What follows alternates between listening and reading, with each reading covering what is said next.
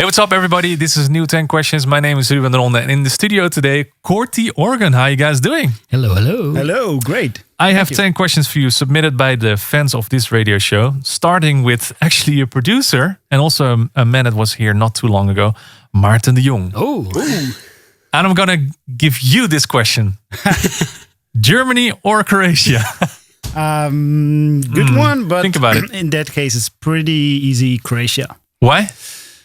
I'm half Croatian first. My father's Croatian and mother Belgian, and have a big heart for Croatia. It's a beautiful country and the coast, and I studied there, so Croatia. You've been working with Nicola for a long time, so how do you feel about Croatia right now? Did he infect you with the Croatia? That's not the right wording, the virus, but it's a Croatia virus. I love Croatia as well. It's like a beautiful country. Part of my family is as well Croatian, so. Oh, okay. But I'm simply German, no mixture in that. So no, but Croatia got a strong trance scene, and we love to play there. So we love this country. Awesome. Shout out to the Croatian trance family as well. 100%. Yeah. And also just touching in on that, because you said you're partly Croatian, you have Croatian blood then, I guess. Is that also how you started talking way back in school? Because you met in school, right? No, basically we were in school, and this was like we had the same interest, and basically we discovered the music for us, and that's how we stick together. And yeah, actually, music was connecting point, or actually way before we met. We just became friends. I mean, and then afterwards, when we loved the same music, we went traveling to the Netherlands and all the parties back, till today. Yeah, I saw some good pictures from you guys and Armin on your Instagram. Yeah, some really old footage. That is actually a picture from a club, I think, in Belgium called La Rocca. La Rocca, wow. Yeah, it's really old, yeah. It's like 15 years old picture or something. Yeah. That's amazing. So you always went clubbing together? Yeah. What was the first party that you went to as a... Basically, the first one I was like Nature One Festival in Germany, because it's close to us, and Tiesto in concert was the time back then. So around 2003, 2004. Okay. Then Nature One, big shout out also to Nature One. I mean, Woody got me there, I think 3 times. Looking at Woody van Eyden right now, he's in the studio as well. And last year I played the main stage there, which was unbelievable. Yeah, amazing festival. Make sure to check it out if you haven't already. When it's back, of course. Fadi in Silhouette wants to know, when did you start listening to trance and how did it all begin for you? Oh, well, yeah. Well, as mentioned, it's like the elementary school we went together, and like the gymnasium in Germany we went after. We started to listen to electronic music, mainly influenced by tracks like Paul van Dyk. Back in the day, we had music television, and there was some videos, and we found it interesting. And the radio was playing late night sessions with techno, and that was Blank & Jones. Oh, yeah, of course, Blank & Jones. Blank & Jones, big fans of them. Club rotation on also on the TV. So that got us into the music, and then after we discovered Armin, Tiesto, and all those guys. You were recording sets on cassette tapes and stuff like that, and exchanging them. Okay, I can see this happening. Nice, very cool. Mega Matt 21 wants to know, any future collaborations in the work? Yes. We can say that word out. We have a collab with Chucky's and Walkby from Harmony Brothers. Yeah, exactly. Yeah. From Malaysia. So that, and we got actually amazing Joker follow up with a collab. That's also a collab in that case, but we can't say the name right now because it's. Is this going to be the same as the Joker, but you took the Riddler? Basically, the Penguin. I don't know. Basically, we came on the name Joker because of we have a slight connection to chaos, and we wanted to involve this idea of Agent of Chaos. Something. It's nothing from comics or so. Yeah, but it's the same voice, the same voice actor, and we just randomly wrote some lyrics ourselves, and it's really yeah. How did you do that? Like you just sat down and was like, okay, we're going to create something right now. We need to. Basically, this is what you're gonna. You really? Basically, we were on vacation and we were sitting down and was like, okay, we have the Joker. That was so fun. Let's just go crazy, and that's how we came up. We sat down one. We were actually in Ibiza. Ibiza in the hotel room, and Interesting. Now I'm very curious what you think. Well, the next question is actually about the Joker as well. But Ale Gallant, he wants to know, can you tell us the story behind your track, The Joker?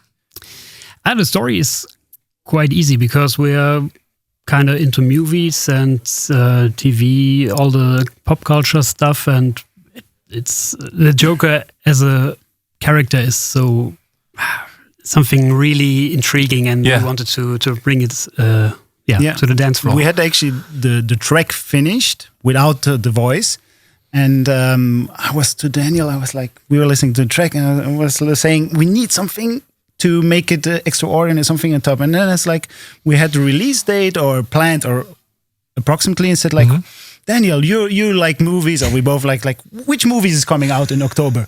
And he's like, The Joker. and then it's like, okay, let's make something, And then we watched the trailer, and then it's like, okay, we need a guy to find with a similar voice, and that's how we get started. Yeah. How did you find that person with that voice? Research. That was like because it's an amazing voice. Fiverr. Oh, really? Yeah, $30. Okay. Oh, that's awesome. Well, Fiverr is a really good source for things like that. Yeah. Well, to be honest, I didn't really like the Joker, the movie, but the track is really good. Thank you. Yeah, well, because the Batman Joker is... Well, anyway, that's just opinions. Next question. Nadine always has good questions. Thank you, Nadine. What is the one track you have to play on stage when shows come back? Ooh, good question. Yeah, from our tracks, definitely Legendary. Obviously. Yeah. We got so good response over the last weeks from just putting it out, and Legendary is like legendary, and we need to play it. We're really eager to hear it live. Yeah. It's so we had the same discussion during the food earlier, that everything that we're releasing right now hasn't been played in the club. How weird is that? Yeah. So as soon as you get out to play a gig again, it's going to be like 90% new stuff. Exactly. Yeah. And then the crowd is going to be like, yeah, but we want to hear that one. Yeah, okay. Okay. Next one. Lucidify wants to know, who's your greatest inspiration? Beside each other, of course. Filling in the blanks. Tough one. I mean, there isn't just one person. I mean, we listen to a lot of soundtrack music. Maybe you can hear it in some melodies. Definitely, we like also Armin and Above and Beyond. Andrew was also a big inspiration for us. And it's a mixture of all of that, definitely. And for you? The same. Yeah, basically. That's because of the film scores and everything. We came together with Max Cameron, that is, and then all this inspirational stuff is like, you need to find the right people, and then you get inspired so easily. And which soundtrack or which score is your favorite? Because we had Alex Morph last week, and he had a soundtrack from Junkie XL that he really loved. So he was saying the same thing, basically. Most favorite score? Yeah. Wow, it's tough.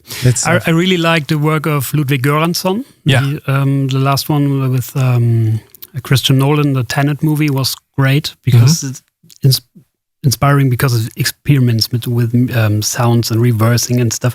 That was something really interesting. Is that something you try to take along in your productions as well? Like you hear these little tricks, you're like, hey, I need to do that as well. Yeah, definitely. Also sounds, and in Legendary we used a lot of orchestral sounds, which you actually don't hear like up front. But we have trumpets going there. We have brass. So we always give a little human touch to. Like you have a whole orchestra in your studio. Yeah, awesome.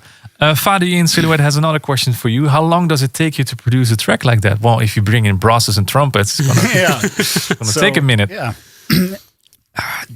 really depends. Sometimes it's a weekend job, I guess, and sometimes we actually put down the track, just try to get fresh ears, like we used to say, and then get back to it like a couple of weeks later. Yeah, we really, like when we were younger or a few years back, we were like, we didn't have the patience. I was like, we need to get it out. And we need to get it done. Yeah, get it done. And now we kind of like let the track ripe like a fruit, get back to it after a few weeks or so. So probably a few weeks for every track. Yeah. It's not that bad, to be honest. Evelyn GRX AW wants to know, any advice on how to be a good DJ? Hey. Practice. Yeah. Do it. It's all about practice. No, but I guess if you look into this, I mean, for you guys it's different because you play a lot of your own stuff. But one trick that I can bring out that you guys are doing a lot is mashups. Yeah. That's how to be a good DJ, to be different than anyone else, right? I mean, there's also like DJs like Eddie Halliwell who started like also from the DJ side. Yeah. There's this approach. So, I mean, to learn DJing nowadays, definitely YouTube. And so there's a lot of help out there. So, and then, start playing. And make some good bootlegs as well. Like you guys did for the weekend. And your own songs. Of course. Yeah. So you have something that no one else has. Exactly. Yeah, I love that. That's very important to have as well, Evelyn. So if you make some cool mashups and stuff like that, that will make your DJ sets a lot better. The last one already, Tom Evans, 96. What has been your favorite show you've played so far? This is a political answer now. Basically, we enjoy every show we play in Croatia. Yeah, right. No, just one show. We have this one. Basically, one of the live shows we have in our minds is basically the New City Gas in Montreal, because we had so many people cheering. Even now, we get messages from them, and we really want to go back there. Because New City Gas is crazy. Amazing. And we were just doing a warm-up set for Andrew, and we thought like, okay, 11, we start slowly, and people entered at 10. It was packed venue, and they were going completely crazy. And we actually played your track Marzakala in the Alexander Popov remix. Nice. It was one of our last tunes, and like blew up. We were both after this. We were like, what happened? It's like, that's the story behind Montreal, of course. Even if you would do a party at 3 in the morning, starts 3 in the morning, and it will go on until 3 p.m. Yeah. It's always packed. And I think it's one of the crowds in the world that parties the hardest of everybody. I mean, so it's a good pick. New City Gas. Yeah. Great show. Well, thank you so much, guys, for this little 10 questions. Yep. I hope it wasn't too bad. No, thank you. It wasn't too bad. Okay. Thanks for inviting us. Yeah. So next time we're going to be back with a new 10 questions. See you then. Bye-bye.